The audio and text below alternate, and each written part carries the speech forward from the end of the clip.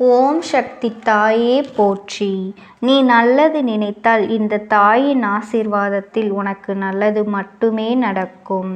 என் தங்க குழந்தையே, இன்று இந்த அம்மாவினுடைய வாக்கினை கேட்கும் நேரம் உன் வாழ்க்கையில் நல்ல விஷயங்கள் அத்தனையும் உன்னை தேடி வரப்போகின்றது என்பதனை நீ மறந்துவிடாதே.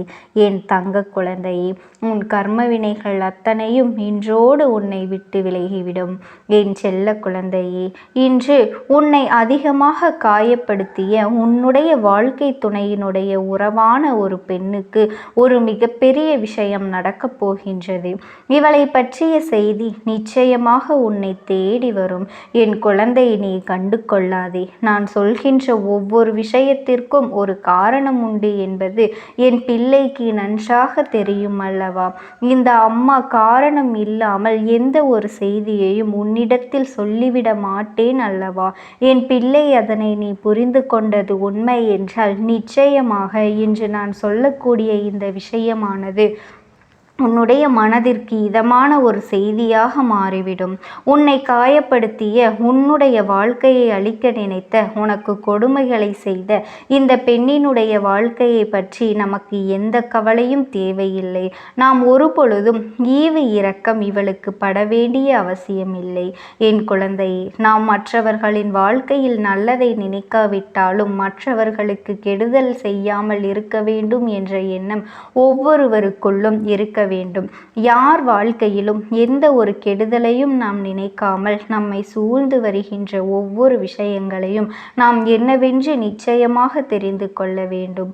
உன்னோடு நான் இருக்கின்ற இந்த நேரங்கள் இனி உனக்கான ஒவ்வொரு விஷயங்களையும் ஒரு சேர உன் கைகளில் கொண்டு வந்து தரும் பொழுது, என் பிள்ளையே, இதையெல்லாம் நீ என்னவென்று நிச்சயமாக உணர்ந்து கொள்ளத்தான் வேண்டும்.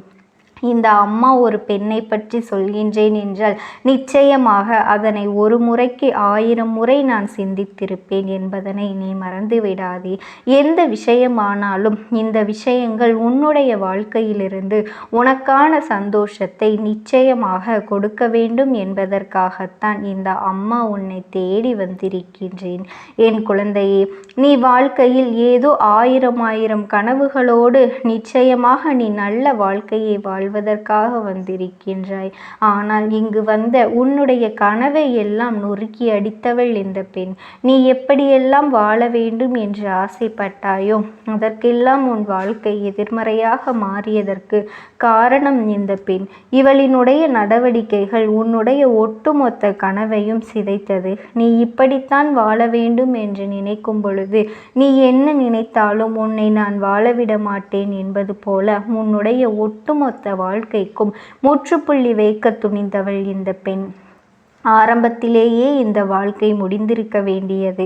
ஆனால் உன்னுடைய பொறுமையினாலும் உன்னுடைய சகிப்புத்தன்மையினாலும் இந்த வாழ்க்கை இத்தனை தூரம் இழுத்து வந்திருப்பதே மிகப்பெரிய விஷயம் என்று சில நேரங்களில் நீ தனியாக யோசிக்கும் பொழுது உனக்கு அந்த எண்ணங்கள் தோன்றுகின்றது. இந்த வாழ்க்கையை நாம் எப்படி இவ்வளவு நாள் இழுத்து கொண்டு வந்தோம் என்று உனக்கே மனதிற்குள் பல எண்ணங்கள் தோன்றுகின்றது அல்லவா? ஏனென்றால் இந்த பெண் ஒருத்தியினால் மட்டுமே நீ சந்தித்த கொடுமைகள் ஏராளம். இவள் ஒருத்தி மட்டும் நின்று உனக்கு கொடுத்த துன்பங்கள் ஏராளம். நிம்மதியாக ஒரு வாய் சாப்பாடு கூட சாப்பிட முடியாமல் இவள் செய்த வேலைகள் எல்லாம் இன்னும் என் பிள்ளையின் மனதில் நீங்காத ரணமாக இருந்து கொண்டிருக்கின்றது. எப்பொழுதுமே நாம் எப்படி இருந்தோம், நாம் எப்படியெல்லாம் வாழ்க்கையை வாழ நினைத்தோம். இப்படி ஒரு விஷயம் நமக்கு வந்ததனால்தானே, நாம் திருமணம் என்ற பந்தத்திற்குள் இணைந்ததனால்தானே நம் வாழ்க்கையில் இப்படியெல்லாம் மற்றவர்களின் கேள்விகளுக்கு பதில் சொல்லவும் மற்றவர்கள் எதற்கெடுத்தாலும் அனுமதி கேட்கவும் நம் வாழ்க்கை மாறிவிட்டது என்று என் குழந்தை நீ வருத்தப்பட்டு நிற்கின்றாய். ஆனால் இதுவெல்லாம் இப்பொழுது உனக்கு பழகிவிட்டது. ஏனென்றால் காலம் முழுவதும் இதுவேதான் வேலையாக இந்த பெண் செய்து கொண்டிருக்கின்றாள் எனும் பொழுது அதையே நினைத்து கொண்டிருக்காமல் எப்படியாவது இதையெல்லாம் நாம் எதிர்த்து விட வேண்டும் என்ற எண்ணம் உனக்குள் இருந்தாலும் அதை செயல்படுத்துவதில் உனக்கு காலதாமதம் ஆகிக் கொண்டேதான் இருந்தது. ஏனென்றால் நம்முடைய துணையின் உறவு அல்லவா? அப்படி இருக்கும் பொழுது நாம் எதை செய்தாலும் அது இவர்களையும் சேர்த்து நினைத்தல்லவா பாதிக்கும். நீ எப்படி என்னுடைய உறவுக்கு இது போன்ற ஒரு காரியத்தை செய்தாய்? அவர்கள் என்னதான் செய்தாலும் அதை நீ என்னிடத்தில் அல்லவா சொல்லி இருக்க வேண்டும். அதை விடுத்து நீயாக எப்படி ஒரு முடிவை எடுத்தாய் என்பது போல வார்த்தைகளைத்தான் இவர்கள் உன்னை மிகுதியாக செய்து காயப்படுத்த துணிந்து விட்டார்கள். என் தங்க குழந்தையே, எந்த ஒரு விஷயத்திலும் எந்த ஒரு முடிவையும் நீ எடுக்க முடியாமல் திணறிக் கொண்டிருந்தாய் அல்லவா? நீ திணறிக் கொண்டிருந்த நேரத்தில்தான் உன்னுடைய துணை உனக்கு ஏதோ ஒரு வகையில் உதவியாக இருந்தது. உன்னுடைய நிலை கண்டு அது உனக்கு உதவிகளையும் செய்ய தொடங்கியது. உன் வாழ்க்கை துணையின் உறவான இந்த பெண்ணின் நடவடிக்கைகள் சரியில்லை, இவர்கள் நம் துணையோடு சேர்ந்து நடந்து கொள்கின்ற விதம் சரியில்லை என்பதனை நீ புரிந்து கொள்ள தொடங்கினாய். உன்னை நிம்மதியாக வாழவிடக்கூடாது, உனக்கு எப்பொழுதும் சந்தோஷம் இருக்கக்கூடாது என்பதுதான் அந்த பெண்ணின் முழுமையான எண்ணமாக இருந்தது.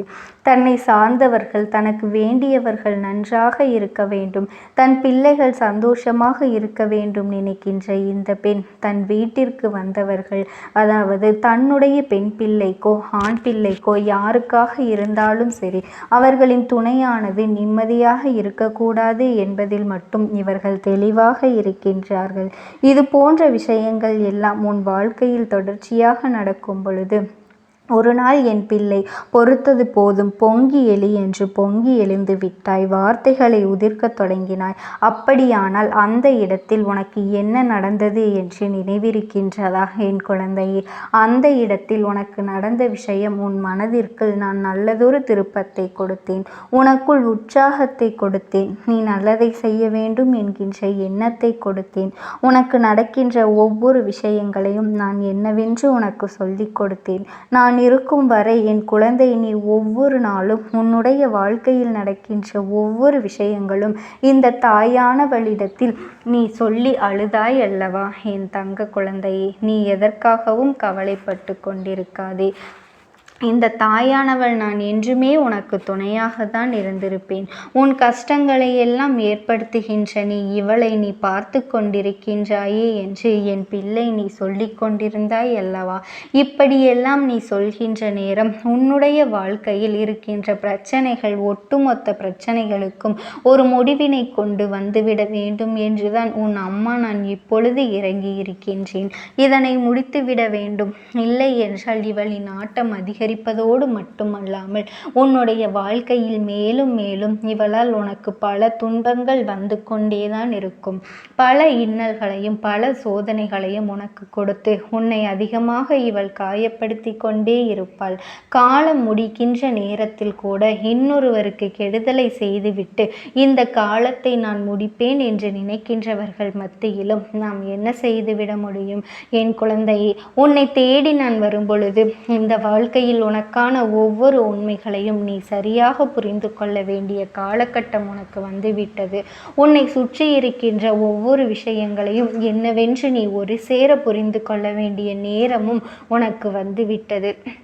என்ன நடந்தது, ஏது நடந்தது என்று என் பிள்ளை நீ பிதற்றலோடு இருந்த காலங்கள் எல்லாம் போதும். இனிமேல் நீ பிதற்ற வேண்டிய அவசியமே இல்லை, நீ குழம்ப வேண்டிய அவசியமும் இல்லை, நம் வாழ்க்கை போயிற்றே என்று எண்ண வேண்டிய அவசியமும் இல்லை. உன்னுடைய கனவுகள் எல்லாம் நினைவாக மாறும். எப்படி ஒரு வாழ்க்கையை நீ வாழ வேண்டும் என்று நினைத்தாயோ அப்படி ஒரு வாழ்க்கையை நீ நிச்சயமாக வாழத்தான் போகின்றாய். உன்னை சுற்றி வருகின்ற ஒவ்வொரு விஷயங்களும், உன்னை சூழ்ந்து வருகின்ற ஒவ்வொரு துன்பங்களும் நிச்சயமாக இந்த பெண்ணால் வந்ததுதான் என்பதனை நான் அறிவேன். அப்படியானால் இவளிடத்தில் ஒரு செய்தியை நான் உனக்கு கொண்டு வரப் போகின்றேன். இவளுக்கு ஒரு மோசமான விஷயம் நடக்கப் போகின்றது. என்ன தெரியுமா? அவள் செய்த பாவம், அவள் செய்த துரோகம், அவள் அடுத்தவர்களின் வாழ்க்கையை அழிக்க நினைத்த மிகப்பெரிய பாவத்திற்கான தண்டனை அவளுக்கு கிடைக்கப் போகின்றது. அவளுக்கு தீராத நோயொன்று வரப்போகின்றது. இந்த நோயினால் காலம் முழுவதும் அல்லல் பட போகின்றாள். இந்த நேரம் முதலாக இந்த செய்தி உன்னை தேடி வரும். ஐயோ, பார்க்கவில்லையா, அவர்கள் உடல்நலம் சரியில்லாமல் இருக்கின்றார்கள், உன்னை விட்டால் அவர்களுக்கு வேறு யார் இருக்கின்றார்கள் என்பது இது போன்றெல்லாம் உன் மனதை கலைக்க பல முயற்சிகள் நடக்கும். என் பிள்ளையானால் நீ என்ன செய்வாய் தெரியுமா? யாருக்கும் எந்த கெடுதலையும் நினைக்க தெரியாத என் குழந்தை, உன் வாழ்க்கையில் உனக்கு எத்தனை பேர் எத்தனை கெடுதலை செய்தாலுமே அதையெல்லாம் நீ கண்டு கொள்ளாமல், ஒரு பொழுதும் இதையெல்லாம் உன்னுடைய வாழ்க்கையில் நீ எடுத்து செல்லாமல், எந்த நிலையிலும் நாம் யாருக்கும் எந்த கெடுதலும் செய்துவிடக்கூடாது என்று நினைக்கின்ற என் பிள்ளை, அந்த நேரத்திலும் நீ உதவிகள் செய்யத்தான் முன்வருவாய். என் தங்க குழந்தையே, நீ எப்பொழுதும் மற்றவர்களுக்கு நல்லதை மட்டுமே செய்து கொண்டிரு. இந்த தாயானவளினுடைய அன்பும் ஆசீர்வாதங்களும் உனக்கு என்றென்றைக்குமே முழுமையாக கிடைத்து கொண்டேதான் இருக்கும். ஓம் சக்தி.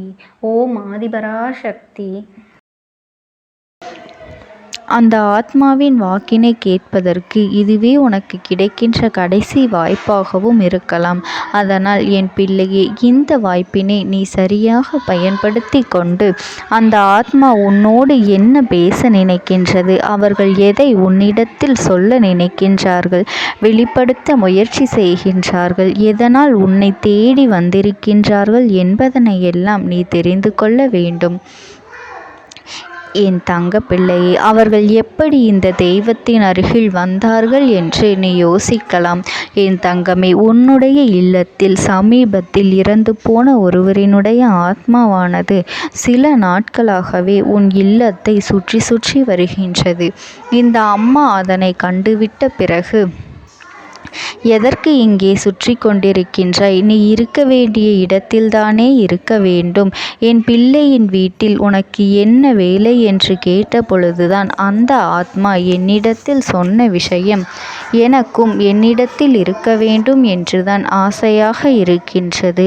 ஆனால் சில விஷயங்கள் என்னை அங்கே செல்ல விடாமல் தடுத்து கொண்டு இருக்கின்றது. எனக்கு என்னுடைய குடும்பத்தில் இருக்கின்றவர்களிடம் பேசியாக வேண்டும். என் மனதில் தோன்றுகின்ற சில விஷயங்களை அவர்களிடத்தில் சொல்லிவிட்டால் நான் மனநிறைவோடு இங்கிருந்து சென்று விடுவேன். சில விஷயங்களை நான் அவர்களோடு பகிர்ந்து கொள்ளாமல் விட்டுவிட்டேன். அதற்கு சரியான நேரம் இப்பொழுது வந்திருக்கின்றது. இப்பொழுதும் சொல்லாமல் நான் சென்று விட்டால் இனி காலம் முழுவதும் என்னால் அவர்களிடத்தில் சொல்லிவிட முடியாது. இதற்கு நீங்கள்தான் துணையாக நிற்க வேண்டும் அம்மா என்று என்னிடத்தில் வாய்ப்பினை ஏற்படுத்தி கொடுக்க வேண்டும் என்று கேட்டது. என் தங்க குழந்தையே, இப்படி இருக்கும் பொழுது அவர்களிடத்தில் சொல்லிவிட முடியாது. அந்த வாய்ப்பினை ஏற்படுத்தி கொடுத்து என் வீட்டில் உள்ளவர்களிடம் பேச வைக்க வேண்டும் என்று என்னிடத்தில் கோரிக்கை வைத்தது. என் தங்கமே, இப்படி மனதிலே எந்த கெட்ட எண்ணங்களும் இல்லாமல் உன் குடும்பத்திற்காக பேச வேண்டும் என்று கேட்ட ஆத்மாவிற்கு நான் அந்த வாய்ப்பு வழங்குவது தானே முறையாக இருக்கும். அதனால் இந்த அம்மா அந்த ஆத்மாவிற்கு அந்த வாய்ப்பினை கொடுக்க முடிவுகள் செய்து இப்பொழுது உன்னோடு பேசுவதற்காக வரவழைத்திருக்கின்றேன். என் பிள்ளையே, அந்த ஆத்மாவானது உன்னிடத்திலே என்ன பேசுகின்றார்கள் என்பதனை நான் என் மூலமாக உன்னிடத்தில் பேசி சொல்கின்றேன். இந்த அம்மாவிடத்திலிருந்து தான் அவர்கள் மனதில் பேச நினைப்பதை எல்லாம் பேச முடியும். என் தங்கமே, நேரடியாக ஒரு ஆத்மாவின் குரலை உன்னால் அத்தனை சுலபமாகவெல்லாம் கேட்டுவிட முடியாது. இந்த அம்மா அதற்காகத்தான் இன்று இந்த உதவியை செய்கின்றேன். என் குடும்பத்தில் இருக்கின்றவர்களிடம் பேச வந்திருக்கின்றேன். உங்கள் எல்லோரையும் நான் இனி காணவே முடியாது என்பதனை நான் உணர்ந்து கொண்டேன். என் வாழ்க்கையில் நிறைவாக இருந்து என்னால் உங்களுக்கு கஷ்டங்கள் வந்தாலும் உங்களால் எனக்கு எந்த கஷ்டங்களும் இதுநாள் வரையிலும் வந்தது கிடையாது. நான் நினைத்தது போல இந்த வாழ்க்கையை அத்தனை சந்தோஷமாக வாழ்ந்து கொண்டுதான் இருந்தேன். என் குடும்பத்தில் இருக்கின்றவர்களிடம் பேச வந்திருக்கின்றேன். உங்கள் எல்லோரையும் இனி நான் காணவே முடியாது என்பதனை நான் உணர்ந்து கொண்டேன்.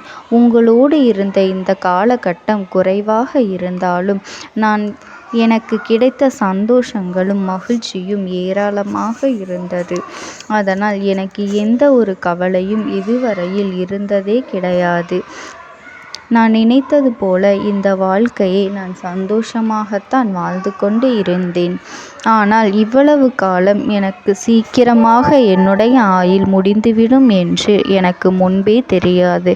அது தெரிந்திருந்தால் நிச்சயமாக என் மனதில் இருக்கின்ற அத்தனை விஷயங்களையும் நான் உங்களிடத்தில் சொல்லியிருப்பேன்.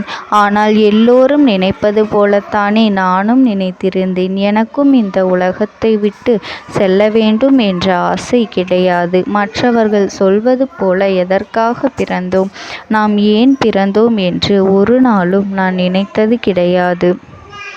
வாழ வேண்டும் என்றுதான் ஆசைப்பட்டேன். என்னுடைய ஆசைகள் எல்லாம் நிராசையாகும்படி இந்த உலகத்தில் விட்டு செல்ல வேண்டிய காலகட்டம் கட்டாயம் வந்துவிட்டது. என்னுடைய கடமை இங்கே சரியாக முடிவதற்கு வந்துவிட்டது.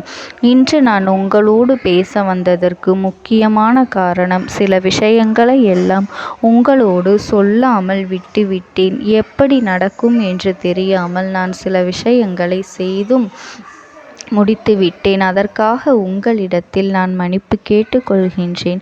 இதை உங்களிடத்தில் பகிர்ந்து கொள்ள வேண்டும் என்றுதான் இன்று நான் வந்திருக்கின்றேன். உங்களை நான் மனதார வணங்குகின்றேன். இந்த வாய்ப்பினை நான் சரியாக பயன்படுத்தி கொள்ள விரும்புகின்றேன். அதனால்தான் என் மனதில் இருக்கின்ற விஷயங்கள் எல்லாம் நான் சொல்லிவிடுகின்றேன்.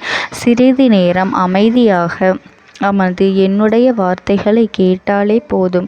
என்னுடைய அன்பினை புரிந்து கொண்டு அதுவே எனக்கு போதும். நான் நிச்சயமாக இங்கிருந்து நல்லபடியாக சென்று விடுவேன். இன்று உங்களோடு பேச வந்ததற்கு ஒரு முக்கியமான காரணம், நான் சில விஷயங்களை சொல்லாமல் விட்டுவிட்டேன். இப்படி நடக்கும் என்று எனக்கு ஒரு நாளும் தெரியாமல் சில விஷயங்களை செய்துவிட்டேன். அதை உங்களிடத்தில் பகிர்ந்து கொள்ளத்தான் வந்திருக்கின்றேன். என் மனதில் நினைக்கின்ற விஷயம் என்ன தெரியுமா? நான் உங்களை நன்றாக பார்த்து கொள்ள வேண்டும். உங்களின் ஆசைகளை எல்லாம் நிறைவேற்றி கொடுக்க வேண்டும். உங்கள் வாழ்க்கையில் நடத்தி கொடுக்க முடியாமல் போனாலும் இனிமேல் அதையெல்லாம் நடத்தி கொடுக்க வேண்டும் என்று ஆசைப்பட்டு என்னால் ஆன முயற்சிகளை எல்லாமே செய்து கொண்டிருந்தேன். ஆனால் முழுமையான பலன்களை கொடுப்பதற்கு முன்பாகவே இது போன்று நடந்துவிட்டது. அதனால் நான் ஏதேனும் குற்றம் குறைகள் செய்திருந்தாலும், ஏதேனும் உங்களுக்கு மனதிற்குள் கஷ்டத்தை தந்திருந்தாலும் என்னை மன்னித்து விடுங்கள். நான் எப்பொழுதும் உங்கள் மீது உண்மையான அன்பினைத்தான் வைத்து கொண்டிருக்கின்றேன். நான் ஒரு நாளும் மனதில் ஒன்றும் வெளியில் ஒன்றுமாக ஒரு நாளும் நான் நடந்து கொண்டது இல்லை. அதனால் என்னவோ என்னுடைய குணங்கள் சிலருக்கு இங்கே பிடிப்பதே இல்லை. எதுவாக இருந்தாலும் என்னோடு இருக்கின்ற என் குடும்பத்திற்கு தெரியும் அல்லவா நான் யார், என்னுடைய அன்பு எப்படிப்பட்டது என்று.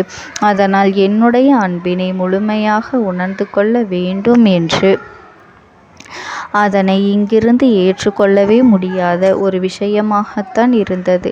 நானும் அங்கும் ஓடி ஓடி மீண்டும் என்னுடைய உயிரை மீட்டெடுத்து விடலாம் என்றுதான் முயற்சி செய்தேன். ஆனால் அப்பொழுது என்னால் அதையெல்லாம் செய்ய முடியவில்லை. உயிரற்ற உடலாக இங்கே நின்று கொண்டிருக்கின்றேன். நாட்கள் செல்ல செல்ல இதை எனக்கு ஏற்றுக்கொள்ள பழகிவிட்டது. இனிமேல் இதுதான் என்னுடைய உலகம். மீண்டும் அங்கே செல்ல முடியாது என்பதனை நான் புரிந்து கொண்டேன். செல்ல முடியாவிட்டாலும் ஆத்மா என்று ஆன பிறகு என்னுடைய உலகத்தில் இருந்தால்தான் எனக்கு சந்தோஷம். மீண்டும் மனித வாழ்க்கைக்குள் என்னால் நுழைந்துவிட முடியாது. எனக்காக இத்தனை காலமும் அன்போடு பழகி எனக்கு எல்லாம் செய்த உங்களுக்கு நான் சொல்கின்ற விஷயம் ஒன்றுதான். நடந்தது எல்லாம் நடந்துவிட்டது. நடந்த விதையை யாராலும் இனி மாற்ற முடியாது. இனி நான் உங்களோடு இருக்க வேண்டும் என்று நினைத்தால் கூட அது நடக்காது. அதனால் இந்த வாழ்க்கையில் நீங்கள் நல்லபடியாக வாழ்ந்து சந்தோஷமாக இருக்க வேண்டும் என்றுதான் அந்த ஆத்மா மனது வேதனைப்பட்டு உன்னோடு பேசுகின்றது. என் தங்க குழந்தையே, யார் உன்னை விட்டு சென்றாலும் இந்த தாயானவளினுடைய அன்பும் ஆசீர்வாதங்களும் உனக்கு என்றென்றைக்குமே முழுமையாக கிடைத்து கொண்டே இருக்கும். அதனால் நீ எதை நினைத்தும் கவலைப்படாதே. உனக்காக எப்பொழுதும் நான் இருந்து கொண்டே இருப்பேன். ஓம் சக்தி. ஓம் ஆதிபரா சக்தி. விடுதலை கொடுக்க மாட்டாயா என்று என் பிள்ளை, நீ என்னை பார்த்து கேட்கின்ற விஷயத்திற்குத்தான் நான் முடிவினை கட்டப் போகின்றேன்.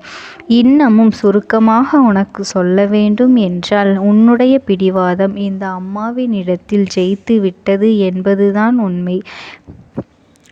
என் குழந்தைக்கு எந்த ஒரு விஷயம் வேண்டும் என்று அடம்பிடித்து இத்தனை காலமும் நீ நின்று கொண்டிருந்தாயோ, அந்த ஒரு விஷயத்திலிருந்து உன் அம்மா நான் உனக்கு விடுதலையை கொடுக்க வேண்டும் என்று என் முன்னால் கதறி அழுதாயோ, அந்த விஷயத்தை இன்று உனக்கு நான் முடித்து வைக்கின்றேன். என் பிள்ளையே, சுற்றி இருக்கின்ற உறவுகளையெல்லாம் நம்புவதை விட்டுவிட்டு சற்று விலகி நிற்பதுதான் எல்லோருக்குமே நல்லது. ஏனென்றால் யாருடைய குணம் எப்பொழுது எப்படி மாறும் என்று யாராலும் கணித்துவிட முடியாது. ஒருவரிடத்தில் நல்லபடியாக பேசிக்கொண்டு வந்திருப்பாயானால் அவர்கள் மனதிற்குள் என்ன இருக்கின்றது என்று உன்னால் ஒரு பொழுதும் தெரிந்து கொள்ள முடியாது. அவர்களுக்குள் 1000 விஷயங்கள் ஓடும். உனக்கு செய்து தருவேன் என்று வாக்குறுதியை கொடுப்பார்கள். ஆனால் அதன் பிறகு பார்த்தாயானால் ஒரு நிமிடம் கூட யோசிக்காமல் சற்றென்று இவர்களுக்கு முடியாது என்று சொல்லிவிடுவார்கள். மனதிற்குள் அவர்கள் நினைப்பது, நீ சொல்வதை சொல்லிவிட்டு போ, நான் எதற்காக உனக்கு உதவி செய்ய வேண்டும் என்று எண்ணிக்கொண்டிருப்பார்கள். இது போன்ற போலிகள் அதிகமாக நிறைந்து இருக்கின்ற இந்த உலகத்தில் ஒரு விஷயத்திற்காக என் பிள்ளை நீ ஆசைப்படுகின்றாய் என்றால் அதை மிகவும் நான் கவனத்தோடு புரிந்து கொண்டு உன் வாழ்க்கைக்கு அது சரியா தவறா என்று, தேவைதானா தேவையில்லையா என்று, ஒரு வேலை கிடைத்தால் உன் வாழ்க்கை தெளிவாக இருக்குமா என்றால் நான் புரிந்து கொண்டுதான் உன் அம்மா நான் உன்னிடத்திலே சொல்ல முடியும் என்பதனை புரிந்து கொள். உனக்கு எத்தனை கால தாமதங்கள் ஆகியது என்பதனை அதனை புரிந்து கொள்ள அதை உன்னிடத்தில் ஒப்படைக்க வந்ததற்கு காரணம், பல அதிசக்தி வாய்ந்த பூஜைகளாலும் தெய்வங்களை நீ தொடர்ந்து வணங்கி கொண்டிருப்பதாலும் மட்டும்தான் உன் வேண்டுதல்கள் உச்சத்தை தொட்டுவிட்டது. தெய்வத்தின் மனதை நீ தொட்டுவிட்டாய். இனிமேல் உன்னிடத்திலிருந்து தெய்வத்தினால் தப்பிக்க முடியாது. நிச்சயமாக இனிமேல் இதனை நீ கொடுத்துதான் ஆக வேண்டும். எந்த எல்லைக்கும் செல்வதற்கு தயாராகிவிட்டாய். கடவுளுக்கு என்னென்ன செய்ய வேண்டுமோ அதையெல்லாம் என் பிள்ளை மனதார செய்து விட்டாய். உன்னுடைய அன்பிற்கு இந்த அம்மா நான் 5வது நாள் உன் வாழ்க்கையில் மிகப்பெரிய பிரச்சனையை தீர்த்து கொடுக்கின்றேன். அம்மாவினை நம்பினால் உனக்கு சத்தியம். என்னை நீ நம்பவில்லை என்றால் இந்த அம்மாவினால் நிச்சயமாக எந்த விஷயத்திலும் இதற்கு பொறுப்பாக முடியாது. உனக்கு நடப்பதை கூட நீ உணராமல் இருந்துவிட்டு நிச்சயமாக உன்னுடைய மனநிலையில் தான் மாற்றங்களை கொண்டு வர வேண்டும். இதனை புரிந்து கொள். ஒரு முறை அல்ல, பல முறை இதை நான் சொல்லியிருக்கின்றேன். வாழ்க்கையில் தெய்வத்தினுடைய சக்தி வந்துவிட்டது என்றால் உனக்கு பல நல்ல விஷயங்கள் செய்வதற்கு முயற்சிகளையும் செய்து கொடுத்தது. ஆனால் என் பிள்ளை, நீ உன் மனதிற்குள் வைத்திருக்கின்ற தேவையற்ற எண்ணங்களால் அதை தொலைத்து விட்டாய். ஒரு பொழுதும் நீ தொலைக்கவும் மாட்டாய். தொலைக்க இருக்கவும் கூடாது. ஏனென்றால் உன்னோடு இருப்பது இந்த அம்மாவாகிய நான். உன் வாழ்க்கையில் நல்லதை செய்து கொடுப்பது உன் அம்மா நான். உனக்காக இந்த வாழ்க்கையில் எந்த எல்லைக்கும் செல்ல தயாராக இருக்கின்றேன். அதனால் இனி துணிந்து இறங்கு. எண்ணி 5வது நாள் நீ விரும்பிய விஷயம் உன் கைகளில் இருக்கும். எந்த முயற்சிகளையும் செய்யாமல் அம்மா தரவில்லை என்று ஒரு நாளும் என் மீது பழி போட உன்னால் முடியாது. நீ முயற்சிகளையும் உன்னுடைய உழைப்பையும் சரியாக செலுத்திவிட்ட பிறகு நான் கொடுக்கவில்லை என்றால் என் மீது கோபப்பட உனக்கு அத்தனை உரிமையும் இருக்கின்றது. இதற்கு மேலும் என் குழந்தை கஷ்டத்தை சந்திக்க வேண்டிய அவசியமில்லை. எவ்வளவு தூரம் முடியுமோ அவ்வளவு தூரம் இந்த வாழ்க்கையில் உனக்கான விஷயங்களை நீ பெற்றுக்கொள்ள தயாராக இருக்க வேண்டும். என் தங்கமே, இனியாவது என் குழந்தை உனக்கு தர நினைக்கின்ற விஷயங்களை எல்லாம் தருவதற்கு இந்த வாழ்க்கையில் என்னவெல்லாம் சுற்றி நடக்கின்றதோ அதையெல்லாம் நீ தெரிந்து கொண்டு என் பிள்ளை உனக்கானதை என்னிடத்தில் தெரிந்து கொள்ள வேண்டும். எந்த அளவிற்கு மனதில் துணிச்சலோடு நிற்கின்றாயோ, அம்மா எதனை கேட்டாலும் கொடுத்துவிட வேண்டும் என்று நீ நினைத்தாய் அல்லவா? அன்று உன்னிடத்தில் தட்சணை கேட்டேன், மறக்காமல் கொடுத்தது என் பிள்ளையே. என்ன கேட்டால் இந்த அம்மா? உன்னுடைய அன்பையும் உன்னுடைய நம்பிக்கையையும் மட்டுமே கேட்டேன். இன்றும் உன் அம்மா அதைத்தான் உன்னிடத்தில் கேட்கின்றேன். அம்மா கேட்டால் எதையும் கொடுக்க துணிந்த என் பிள்ளை, இனிமேல் நம்பிக்கை